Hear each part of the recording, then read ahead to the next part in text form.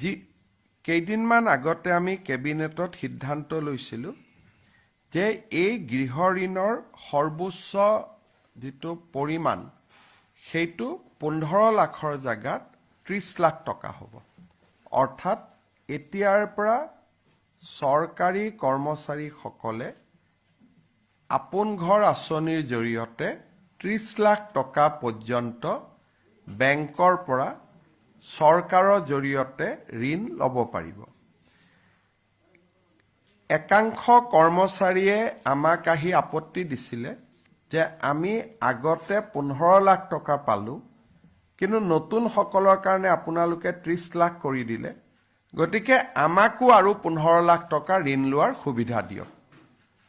গতিকে চৰকাৰে আজি কেবিনেটত সিদ্ধান্ত লৈছে যে যি 37,277 জন হিতাধিকাৰীয়ে চৰকাৰী কৰ্মচাৰীয়ে পূৰ্বতে 15 লাখ টকা আপোন ঘৰ আঁচনিৰ জৰিয়তে ঋণ লৈছিল, তেওঁলোকে এতিয়া 30 লাখ টকালৈকে অৰ্থাৎ আৰু 15 লাখ টকা বেংকৰ পৰা ঋণ ল'ব পাৰিব আপোন ঘৰ আঁচনিৰ অধীনত।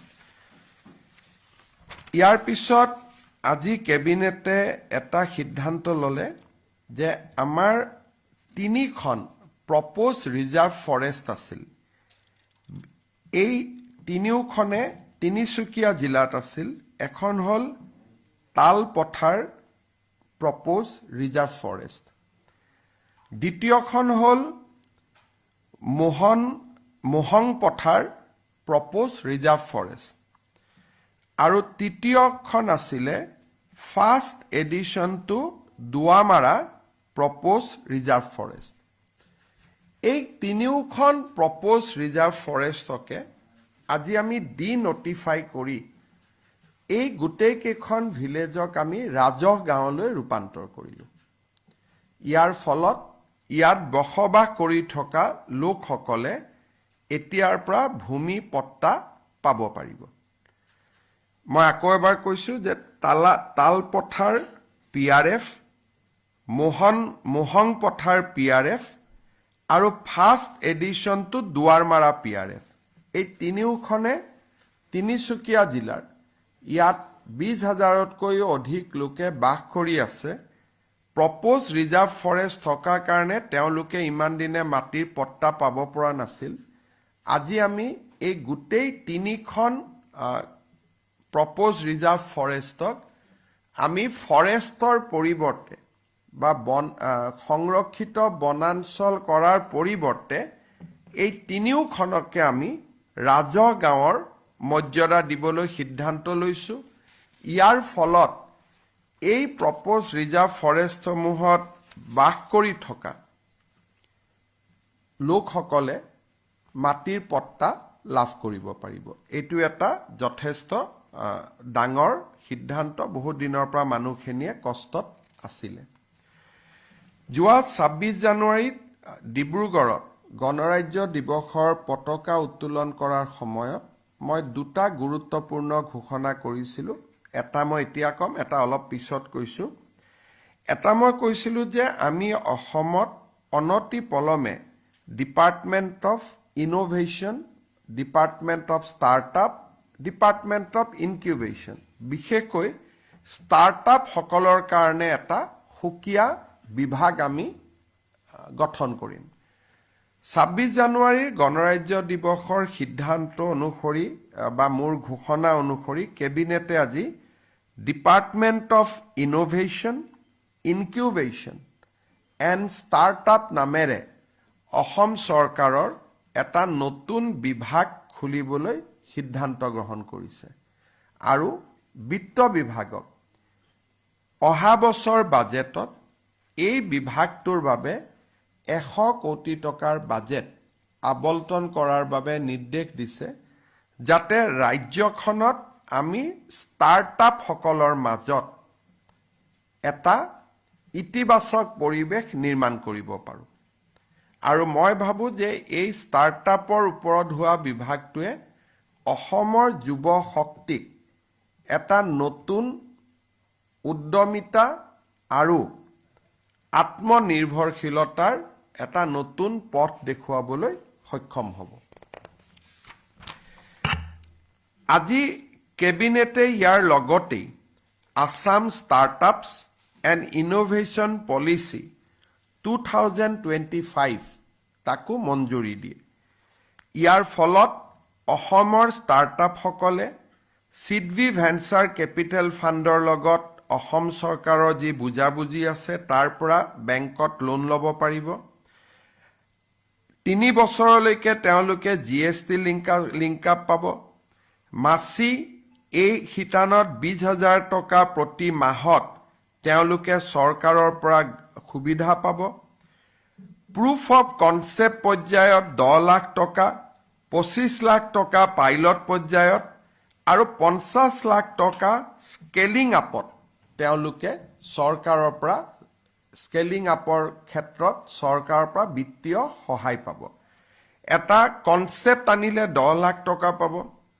যেতিয়া প্ৰুফ অফ কনসেপ্ট আনিব সেই প্ৰুফ অফ কনসেপ্টক আমি পাইলট পৰ্যায়লৈ লৈ যাবৰ বাবে 25 লাখ টকা দিম আৰু 25 লাখ টকা পোৱাৰ পিছত তেওঁলোকে যেতিয়া আৰু উদ্যমিতাৰে কাম কৰিব স্কেল আপ কৰিবৰ কাৰণে নেক্সট লেভেলত লৈ যাবৰ বাবে আৰু 50 লাখ টকা আমি তেওঁলোকক বিত্তীয় সাহায্য দিম without bank interest without loan এইটো গ্ৰান্টিং এইড হ'ব চতুৰ্থতে আমাৰ যিসকল অসমৰ যুৱকে পেটেন্টৰ আবেদন কৰিব নেশ্যনেল পেটেন্ট অৰ গ্লোবেল পেটেন্ট এই পেটেন্টৰ আবেদন কৰোতে যিমান টকা তেওঁলোকক লাগিব এই টকাখিনি অসম চৰকাৰে উভতাই দিব so Assam Startup Policy 2025 and Department of Innovation, Incubation and Startup এই দুইটাই আমাৰ ৰাজ্যখনৰ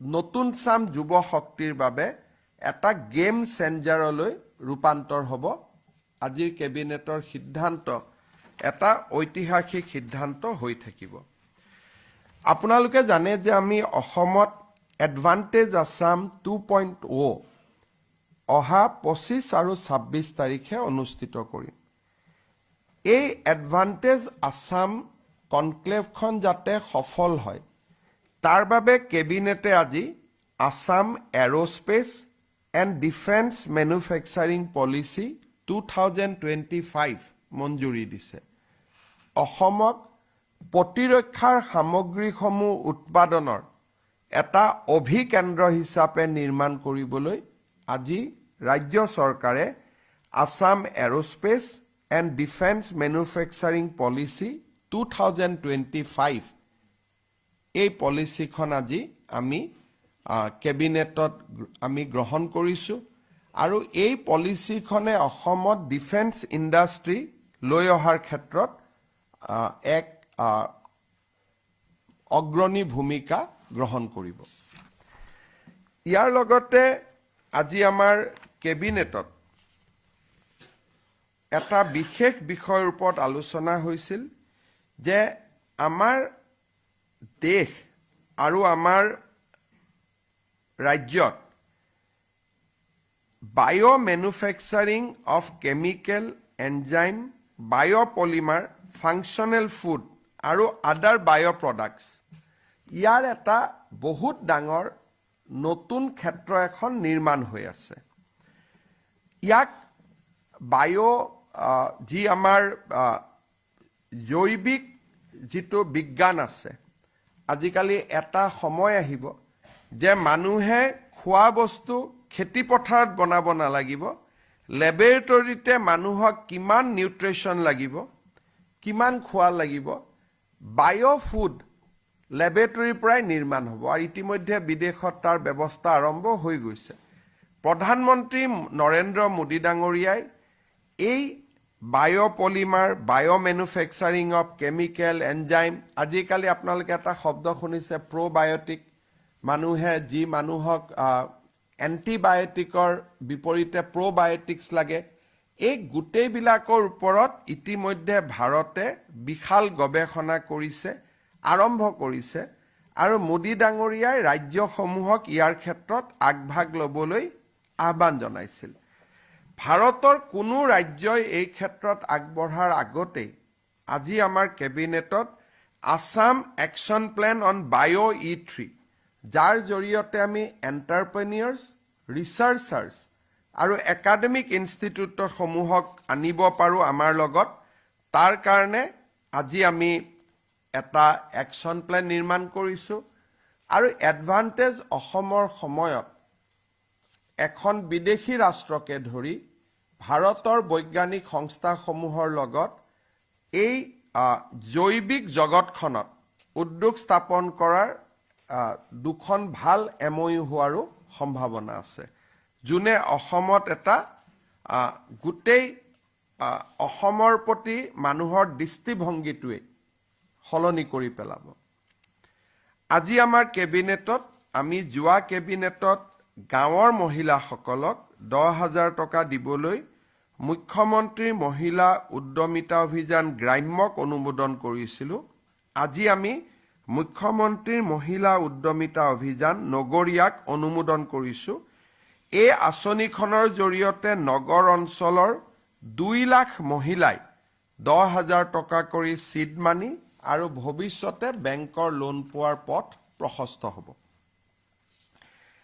আমাৰ ৰাজ্যত 39টা আমি ডিষ্ট্ৰিক্ট নিৰ্মাণ কৰিছিলোঁ সমজিলা নিৰ্মাণ কৰিছিলোঁ আৰু ইতিমধ্যে সমজিলা আয়ুক্তসমূহে দায়িত্বভাৰ গ্ৰহণ কৰিছে এইবাৰ গণৰাজ্য দিৱসৰ পতাকাও সমজিলাসমূহত উত্তোলিত হৈছে বিধায়ক আনটাইড ফাণ্ড সংসদ পুঁজিৰ ব্যৱহাৰো সমজিলাসমূহতে আৰম্ভ হৈছে সমজিলা আয়ুক্তৰ সমান্তৰালকৈ আৰক্ষীৰ ক্ষেত্ৰতো আজি আমি সমজিলা আৰক্ষী অধীক্ষক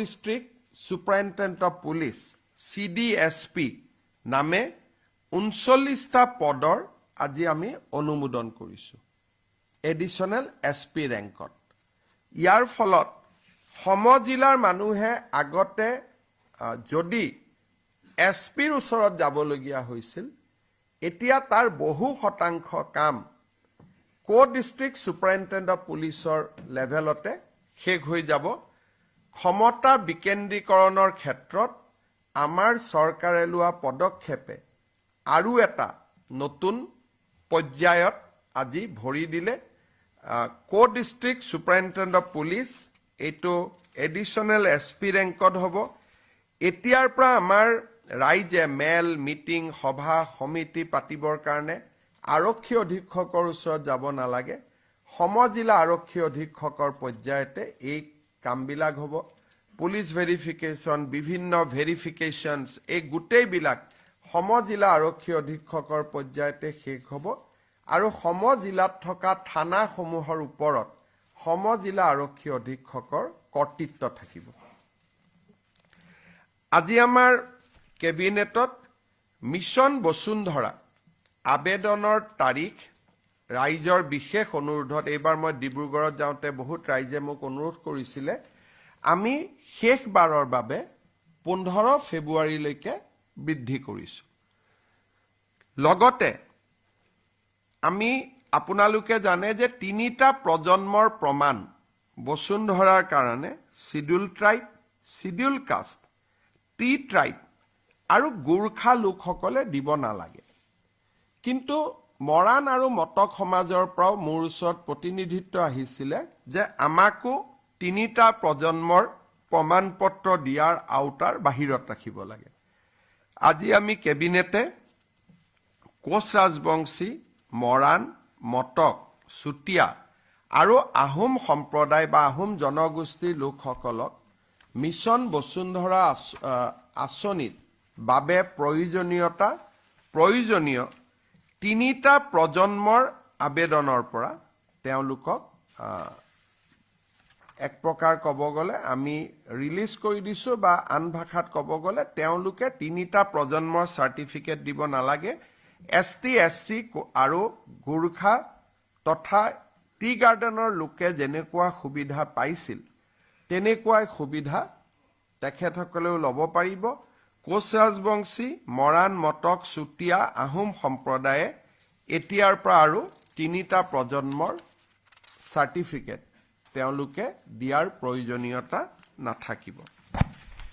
ডিব্ৰুগড়ৰ কেবিনেটত আমি আৰু এটা সিদ্ধান্ত লৈছিলোঁ যে ধৰ্মীয় উপাসনাস্থলী 25,000 ধৰ্মীয় উপাসনাস্থলীলৈ আমি 3 লাখকৈ টকা অনুদান হিচাপে আগবঢ়াম। এই আঁচনিখন ৰূপায়ণৰ কাৰণে আজি কেবিনেটে 600 কোটি টকাৰ অনুমোদন দিয়ে আৰু এই আঁচনিখনৰ জৰিয়তে আমি অসমৰ 25,000 নামঘৰ মন্দিৰলৈ আমি 3 লাখকৈ টকা আগবঢ়াম। 1.5 লাখ টকা প্ৰথম কিস্তি, দ্বিতীয় কিস্তি 1.5 লাখ টকা। 600 কোটি টকাৰ যিখন আবেদন আছিলে সেই আবেদনখন আজি আমাৰ কেবিনেটে গ্ৰহণ কৰে। ডিব্ৰুগড়ত গণৰাজ্য দিৱসৰ পতাকা উত্তোলনৰ পিছত মোৰ তৃতীয়টো ঘোষণা ডিব্ৰুগড়ৰ বিধানসভা আৰু বিধানসভাৰ অধিৱেশনৰ ওপৰত আছিলে। এই সম্পৰ্কত সিদ্ধান্ত আমি অহা কেবিনেটত গ্ৰহণ কৰিম। ইতিমধ্যে লোক নিৰ্মাণ বিভাগে এই বিষয়ত কাম কাজ আৰম্ভ কৰিছে। এটেচমেণ্ট থাকিলে জিলাসমূহৰ খুব অসুবিধা হয়। তিনিচুকীয়াৰ দৰমাহালৈ যদি কামৰূপ জিলাত কাম কৰি থাকে, তিনিচুকীয়াৰ ৰাইজে তাত আপত্তি কৰে। বিশেষকৈ ইয়াকে লৈ কাৰ্বি আলং, ডিমা হাছাও, উজনি অসমৰ জিলাসমূহৰ ৰাইজৰ এটা ক্ষোভৰ সৃষ্টি হৈছে। কাৰণ মেক্সিমাম কৰ্মচাৰীয়ে তিনিচুকীয়া, ডিব্ৰুগড়, লখিমপুৰ, ধেমাজিত পষ্টিং লৈ বা পদ থকাৰ পিছত তেওঁলোকে গুৱাহাটী আৰু কামৰূপ জিলাত তেওঁলোকে এটেচমেণ্টত আছে আৰু ইয়াক লৈ এক প্ৰকাৰ গণ বিক্ষোভৰ আৰম্ভণি হৈছে। বহুত জাগাত মানুহ নাই। ক'ত আছে?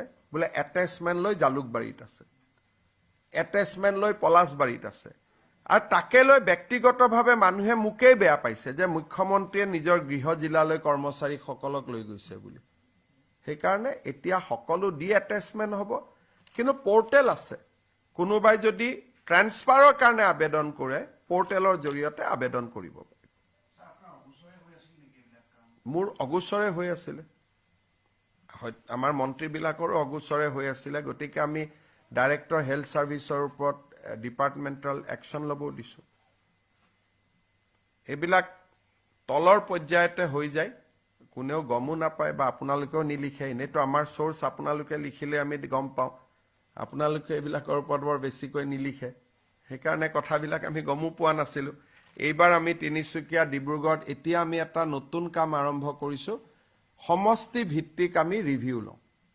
এতিয়া মই যেতিয়া ডিব্ৰুগড়ত এটা সমষ্টিকৈ ৰিভিউ লৈছোঁ, তেতিয়া চিটত আহি গৈছে যে 4জন MPW নাই। ক'ত আছে? কামৰূপত আছে। 5জন MPW নাই। ক'ত আছে? নলবাৰীত আছে।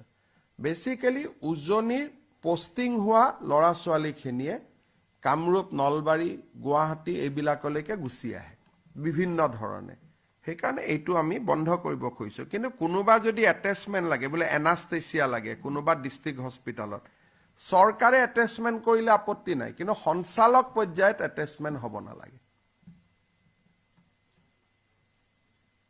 একোটো নাই, হ'ব। ধন্যবাদ।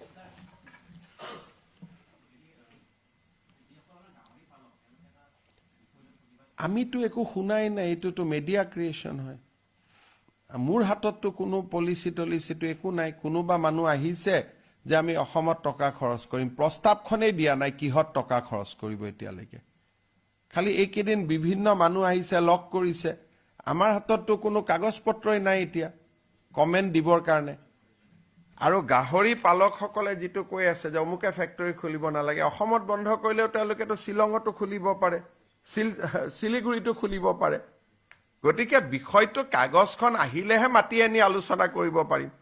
এতিয়ালৈকেতো তেওঁলোকে কোনো প্ৰস্তাৱ দিয়া নাই। মই যিমান দূৰ জানো তেওঁলোকে কলিকতা, মেঘালয়, অসম 3খন ৰাজ্য তেওঁলোকে পৰিভ্ৰমণ কৰিছে, কিবা চাইছে কৰিব পাৰে নেকি।